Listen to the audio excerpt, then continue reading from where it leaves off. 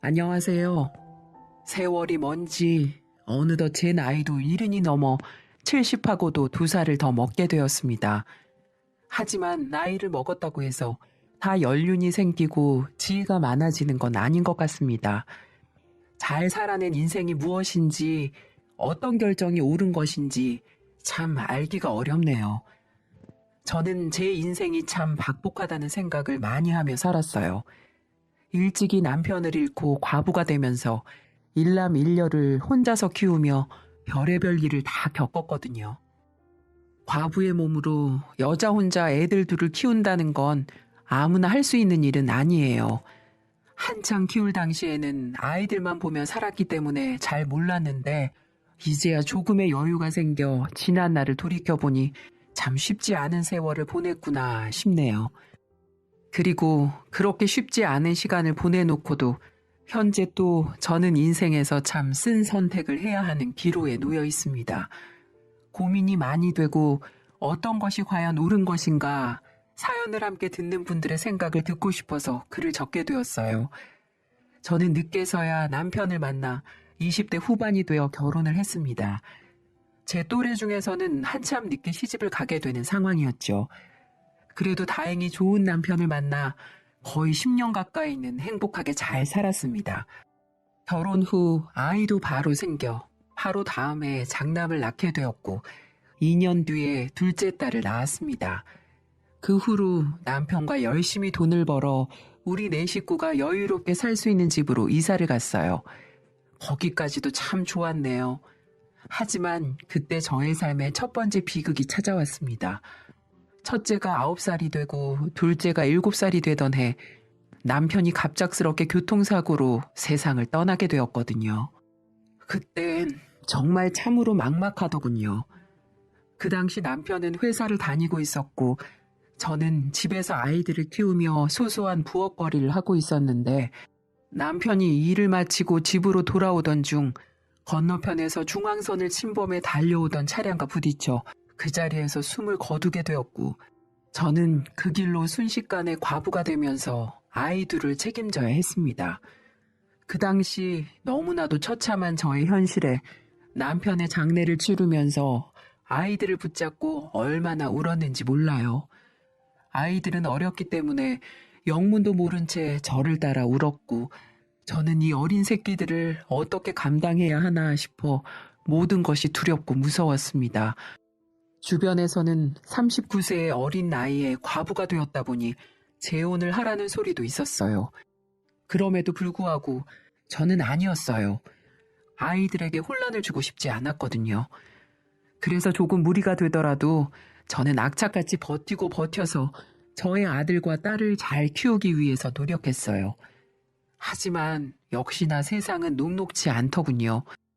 그동안 모아놓은 돈과 남편의 사망보험금을 다 끌어모아 식당을 하나 차렸지만 한 번도 식당을 해보지 않았던 저는 1년 만에 망해버리고 말았습니다.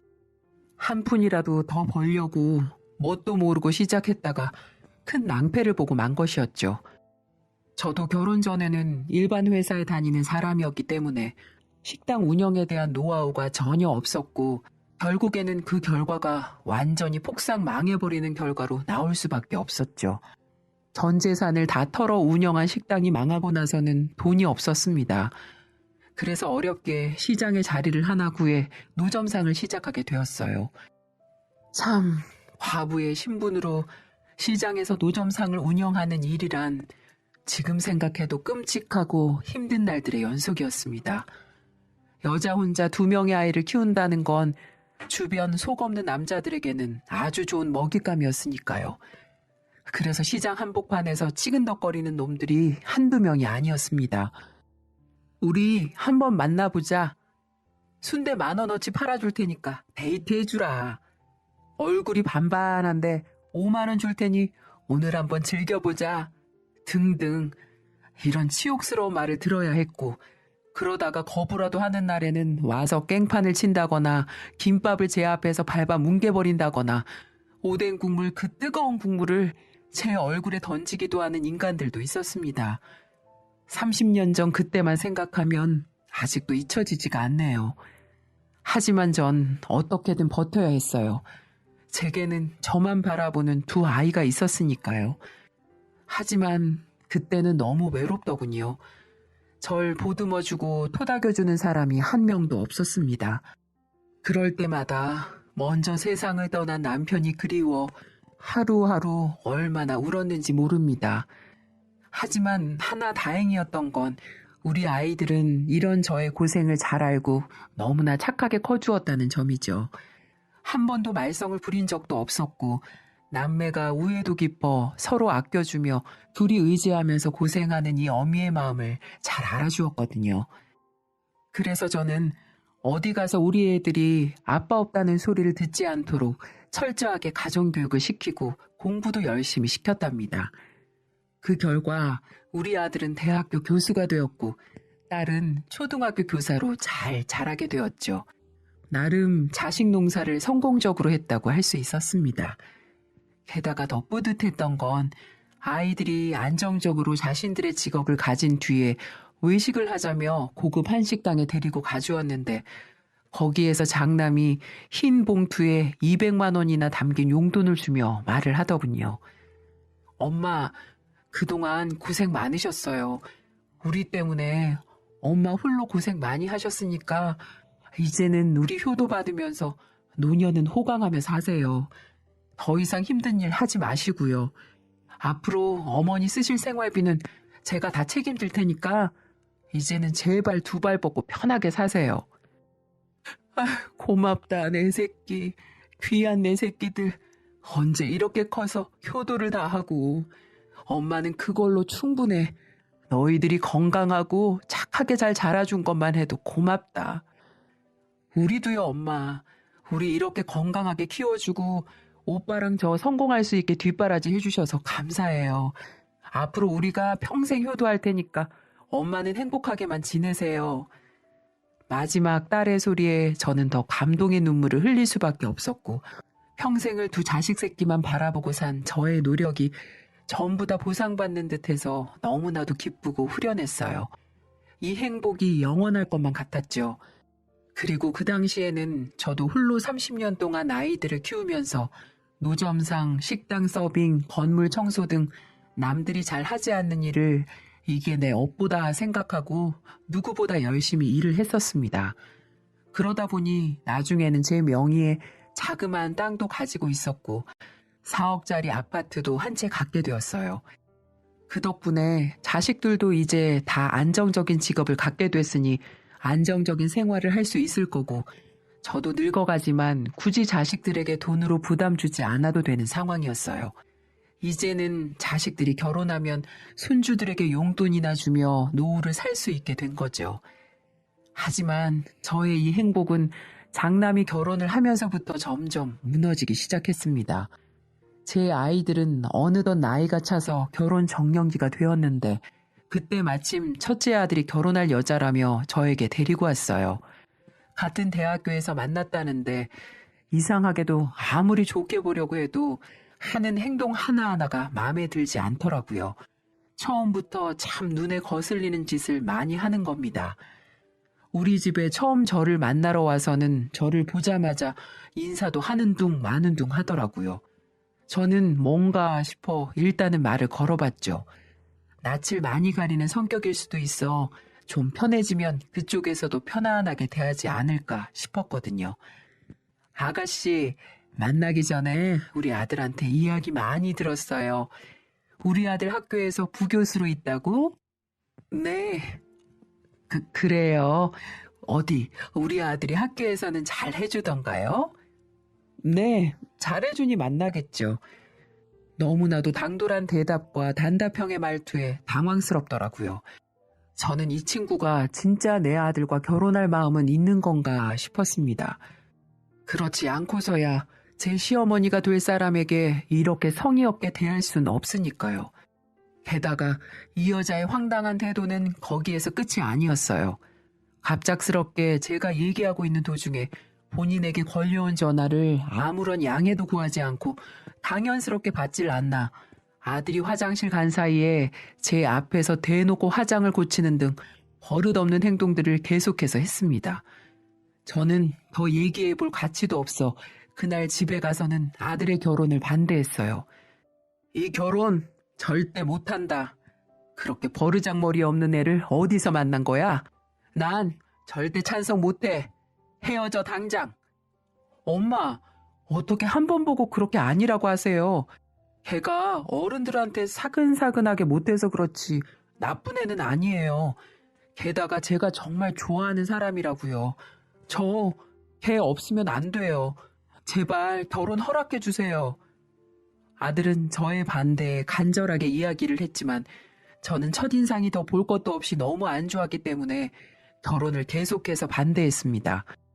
하지만 자식 앞에 이기는 부모 없다고 평생을 저에게 때라고는 써본 적이 없는 의젓한 첫째 아들이 포기를 모르고 그 여자애와 결혼을 한다기에 저도 결국에는 허락을 해주고 말았어요. 그리고 그 선택을 저는 평생을 두고두고 후회를 했습니다. 우여곡절 끝에 아들은 결혼을 했고 저는 아들이 결혼할 때 1억이라는 거금을 해주었죠. 이 돈들은 나중에 아이들에게 물려주려고 가지고 있다가 첫째인데다 교수 신분으로 결혼을 하는 것이라 어디 가서 꿀리지 말라고 1억 정도를 해주었죠. 물론 집을 해주진 않았습니다. 이미 아들이 독립해서 살고 있던 집이 있었고 거기를 팔아 좀 더 큰 곳으로 이사를 가라고 준 것이었죠. 아들은 자기가 괜히 결혼한다고 해서 엄마 돈도 없는데 본인이 엄마 돈을 뺏은 것 같다며 처음에 한사코 받지 않으려고 했습니다. 정말 그때까지만 해도 아들은 그만큼 절 생각하고 위해주는 착한 아들이었어요. 엄마, 평생을 힘들게 모으신 돈을 왜 이런 데다 쓰세요? 내 결혼을 내가 알아서 할 테니까 엄마 요양하는 데 쓰세요. 됐다. 내 아들 장가 가는데 이 엄마가 다른 건 못 해줘도 이건 해야지. 이걸로 세아가 서운하지 않게 결혼식 잘 준비해서 해줘. 엄마, 정말 감사합니다. 저 정말 잘 살게요. 결혼 허락해 주신 것도 정말 감사해요. 그래, 대신에 잘 살아. 나는 아직까지도 세아가가 마음에 들진 않지만 네가 좋다고 해서 허락한 거야. 그러니까 보란 듯이 잘 살아. 그때까지만 해도 아들과 저의 사이는 한 군데 나무랄 데 없이 너무나 좋았습니다. 하지만 아들이 본격적으로 결혼을 하게 되면서 우리의 모자 사이는 점점 금이 가기 시작했죠. 결혼 전에는 그래도 주말에라도 본가로 들어와서 밥을 먹고 수시로 안부 전화를 하던 아들이 결혼 후에는 본가에 들르는 것도 거의 하지 않고 그 잘하던 안부 전화도 하지 않았어요. 집에 오는 거야 이제는 제 처가 있으니까 어렵다고 하더라도 안부 전화까지 안 하니 서운한 마음이 들더라고요. 그래서 제가 한 번씩 아들에게 전화를 걸었고 처음에는 잘 받던 아들이 나중에는 점점 짜증을 부리기 시작했어요. 아들, 오늘도 바쁜가 보네? 요즘 통 전화가 없어서 말이야. 아이 참 엄마도 그럼 가정도 있고 사회에서 일도 하고 있는 사람이 바쁜 게 당연한 거죠. 왜 이렇게 전화해서 사람 곤란하게 만드세요? 제발 전화 좀 그만하세요. 심심하시면 동생한테나 연락해보시던가요. 뭐라고? 넌 무슨 말을 그렇게 심하게 하니? 사실이 그렇잖아요. 저 진짜 벅차요. 오늘도 얼른 일 끝내고 집에 들어가 봐야 되니까 이만 끊을게요. 지 할 말만 해버리고 가차없이 전화를 끊어버리는 아들을 보면서 저는 너무나 서운했습니다. 하지만 이해할 수밖에 없었어요. 가정이 있으면 당연히 거기에 신경을 많이 쏟게 될 수밖에 없을 테니까요. 하지만 서운함은 여기에서 그치지 않았습니다. 결혼 후 1년 정도 지나 며느리가 임신을 해 출산을 하게 되었고 저는 눈에 넣어도 안 아플 손자를 보기 위해 아들 집에 간 적이 있었어요. 아들은 그때 대학교에서 일을 하고 있어서 집에는 며느리뿐이었죠. 그렇게 아들 집에 가서 손주를 보자마자 눈물이 바로 나오더라고요. 내 아들이, 내 새끼가 이렇게 아들을 낳았다는 게 믿겨지지가 않았거든요. 그래서 너무 예쁜 나머지 깜빡하고 손을 씻지 않은 채 손자를 만졌는데 며느리가 그걸 보더니 소스라치게 놀라면서 내게 큰 소리를 치는 겁니다. 어머니, 미치셨어요? 어머니 손도 안 씻고 아이를 만지면 어떡해요? 우리 애기 세균에 감염되면 어머님이 책임지실 거예요? 그 더러운 손으로 만져서 잘못되면 책임지실 거냐고요? 아니, 너 무슨 소리 그렇게 서운하게 하는 거니? 깜빡하고 그럴 수도 있는 거지. 뭘 그런 걸로 시애미한테 윽박을 지르기는? 몰라요. 이래서 어머니 저희가 나중에 오라고 했던 거예요. 모르겠어요. 이제 어머니 저희 집에 찾아오는 거 자제해 주세요. 진짜 얼마나 불편한지 아세요? 어머니 아들 사는 집이라고 해서 아들만 사는 거 아니잖아요. 이 며느리 생각도 해주셔야죠. 그래, 됐다. 나도 나 이렇게 문전박대하는 며느리 보고 싶은 생각 없어. 어쩜 그렇게 괘씸하게 말을 할 수 있는 거냐? 다시는 안 오마. 저도 화도 나고 괘씸한 며느리 태도를 보면서 분한 마음을 감출 수가 없었습니다. 하지만 그 뒤의 태도들이 더욱더 괘씸하더군요. 그날 저는 아들에게 전화를 해서 며느리의 만행에 대해서 이야기를 했더니 글쎄 되려 저에게 들려오는 소리는 더욱더 가관이었습니다. 엄마가 잘못했네요. 그러니까 왜 그렇게 집에 자주 오세요? 애도 집사람이 얼마나 애지중지하게 키우고 있는데 이제 우리가 본가로 갈 때까지는 절대 찾아오지 마세요. 그게 엄마한테도 좋을 것 같아요. 뭐야? 나도 너 애지중지 키웠어도 그따위로는 안 했어. 어디서 그따위로 버릇없게 행동을 하는데도 너는 네 마누라 편만 드는 거냐? 됐다. 다 필요 없어. 너도 다시는 집에 찾아오지도 마라. 알았어요. 그럼 당분간 보지 않는 걸로 해요. 저도 요즘 엄마가 부담스러워서 아내한테 눈치가 얼마나 보이는지 몰라요. 서로 안 보는 게 지금은 더 편하겠네요. 뭐라고? 지금 나랑 인연을 끊자는 거냐? 내가 널 그동안 어떻게 키웠는데 왜 며느리 그년이 나하고 왕래도 하지 말고 영 끊으라고 하든? 오냐? 알았다. 잘 알았으니까 다시는 연락하지 말거라. 이 나쁜 놈아. 저는 서운하고 괘씸한 마음